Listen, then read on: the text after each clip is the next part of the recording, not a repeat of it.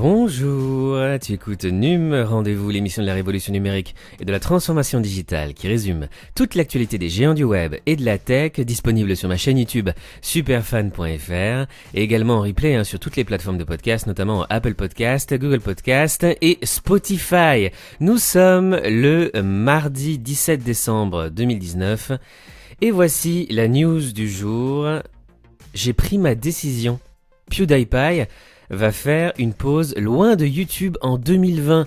Le vidéaste indépendant le plus populaire au monde a annoncé qu'il ferait une pause de YouTube en 2020. Il n'a pas précisé combien de temps elle durerait. Une pause à durée indéterminée. C'est dans une vidéo qui concerne les nouvelles règles de YouTube sur le harcèlement, dont je vous ai déjà parlé hier d'ailleurs, que PewDiePie a annoncé la nouvelle. Il ne s'est pas attardé sur le sujet. Je cite, ouvrez les guillemets, « J'ai une annonce spéciale à faire », a-t-il dit. « Je vais faire une pause de YouTube l'année prochaine. Je vous le dis en avance parce que j'ai pris ma décision. » Pour justifier cette pause, il a simplement expliqué qu'il était fatigué. « Je me sens très fatigué, je ne sais pas si vous pouvez le remarquer », a-t-il ajouté, un sourire ironique sur les lèvres. Le vidéaste prendra sa pause dès le début de l'année et pour une durée indéterminée. Il a promis de donner plus de détails prochainement. C'est vrai que ça a été une année vraiment éprouvante pour le premier youtubeur du monde, youtubeur individuel. Il a atteint les 100 millions d'abonnés au terme d'une bataille acharnée avec une autre chaîne indienne, T-Series, de clips musicaux indiens.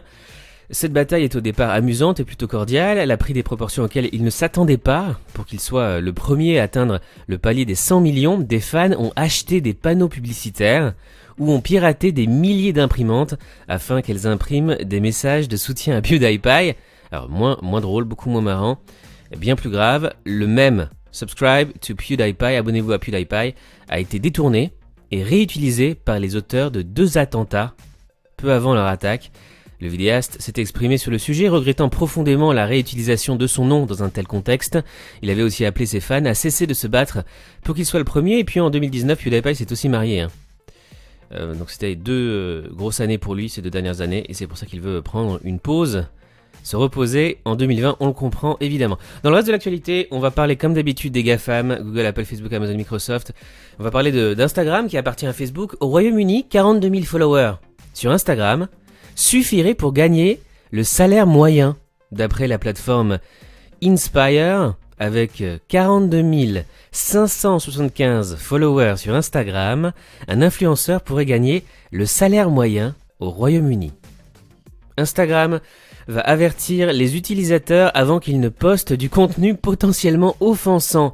À compter d'aujourd'hui, Instagram va lancer des alertes à ses utilisateurs s'ils détectent du contenu offensant. Je te rappelle d'ailleurs que tous mes articles mentionnés dans ce podcast sont disponibles dans le commentaire épinglé sous cette vidéo YouTube avec tous les liens directs.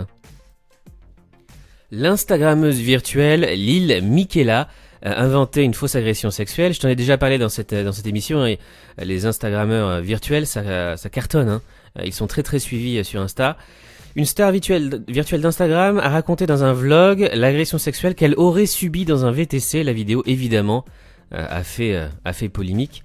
Sur Instagram, elle compte 1,8 million d'abonnés contre 25 000 sur Twitter et 105 000 sur YouTube. Amazon introduit de nouvelles compétences Alexa pour les professionnels. Les Knowledge Skills pour l'assistant vocal Alexa permettent aux employés et aux clients de poser des questions sur des données en feuille de calcul sans invoquer un nom de compétence. Amazon veut faire entrer son assistant vocal Alexa dans l'univers professionnel avec un nouveau type de compétences. Les Knowledge Skills permettent de créer des questions-réponses thématiques en renseignant les informations dans des feuilles de calcul qui vont servir de base de données à Alexa. L'utilisateur final n'aura qu'à prononcer le mot d'activation Alexa. Suivi de sa requête, le système pourra servir à obtenir des informations sur les bâtiments et les employés, des événements, organigrammes, glossaires et les catalogues produits par exemple. Natu, Inde. Uber s'apprête à vendre son activité Uber Eats à Zomato. Le géant américain n'y arrive pas en Inde, c'est beaucoup trop dur pour Uber Eats. La concurrence est trop rude en Inde pour Uber. Autre news tech, Evan Spiegel, le patron de Snapchat, a obtenu la nationalité française. Apparemment, ça fait déjà 1 an, mais on l'apprend maintenant. L'information date de 2018, mais elle n'a été révélée par le journal Les Échos que ce lundi 16 décembre 2019. Evan Spiegel, le cofondateur et directeur général de Snap, maison mère de Snapchat, a obtenu la nationalité française. Son nom apparaît au journal officiel publié le 12 septembre 2018, aux côtés de celui de son fils Art. Selon Les Échos, le milliardaire a fait sa demande au consulat de Los Angeles et a été naturalisé grâce à la procédure dite de l'étranger émérite. Il a vraiment une passion pour la France. Il est francophone, il a appris le français à l'Alliance française et il est notamment ami avec des entrepreneurs français comme Xavier Niel. Il a déjà vanté les mérites de l'école 42, fondée par le milliardaire français. Il est également proche d'Antoine Arnault, fils de Bernard Arnault et PDG du fabricant de bagages Rimowa, ainsi que de Yannick Bolloré, le PDG d'Avas. D'ailleurs, Snapchat avait racheté une start-up française en 2017, Zenly, qui est à l'origine de la technologie utilisée dans la fonctionnalité Snap Maps. Samsung domine les smartphones 5G. Sa part de marché serait de 74% grâce aux opérateurs sud-coréens. Samsung est numéro 1 du marché des smartphones 5G. LG est numéro 2. LG qui est aussi une entreprise coréenne. Samsung pourrait lancer une caméra de 144 mégapixels pour les smartphones avec l'ISOCELL Bright HMX de 108 mégapixels. Samsung pourrait lancer une nouvelle caméra de 144 mégapixels pour les smartphones. Volkswagen va équiper le Qatar avec des navettes autonomes d'ici 2022. La ville de Doha veut se doter d'une flotte de véhicules dernière génération.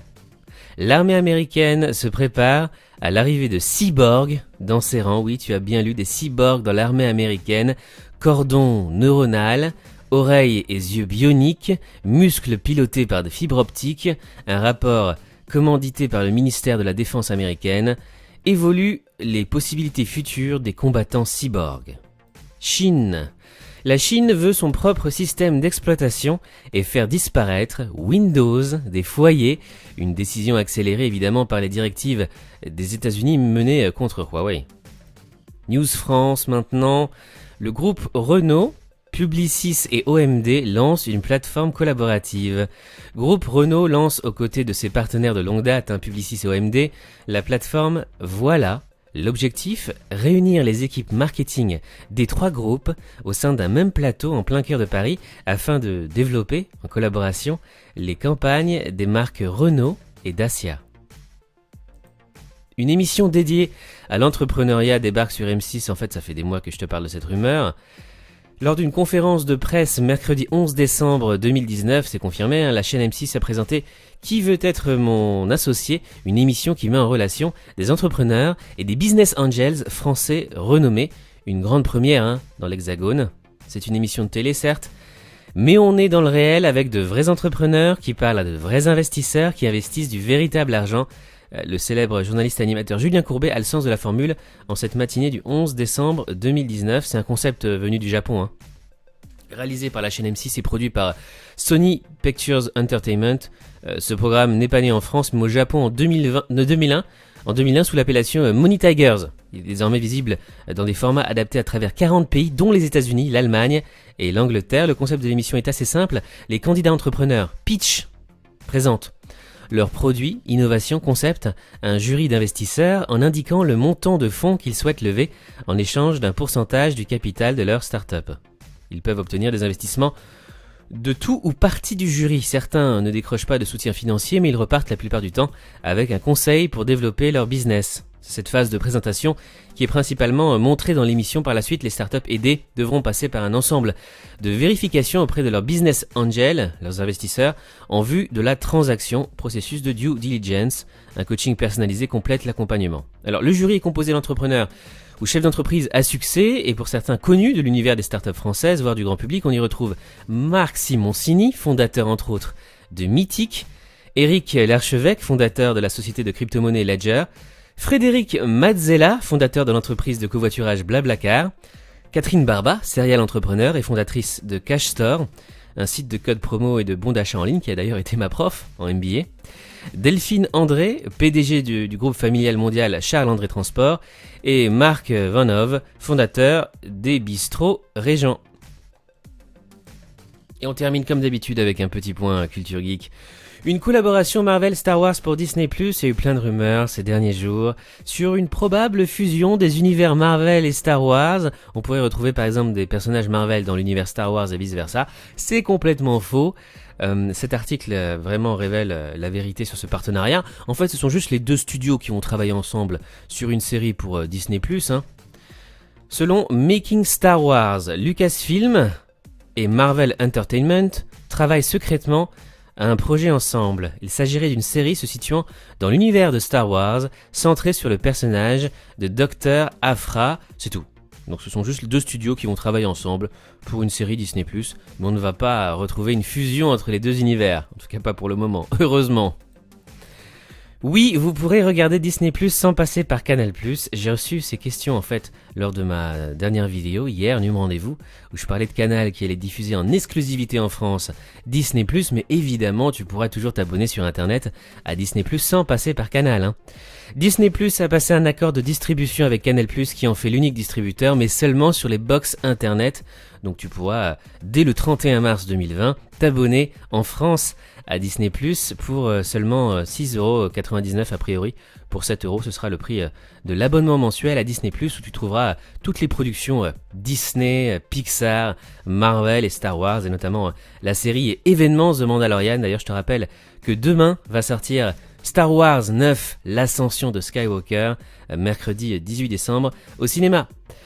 On se retrouve à la rentrée probablement, parce que je ne vais pas refaire une émission Nume Rendez-vous ce week-end, mais d'ici là tu peux me suivre évidemment sur Twitter pour des news mises à jour en temps réel 24h sur 24, 7 jours sur 7. J'ai deux comptes Twitter, un en français NumerDV et un en anglais TechRDV. J'en profite pour te souhaiter de très très belles fêtes de fin d'année et de bonnes vacances si tu as la chance d'en avoir. On se retrouve très bientôt sur ma chaîne superfan.fr. Prends soin de toi et à bientôt. Salut!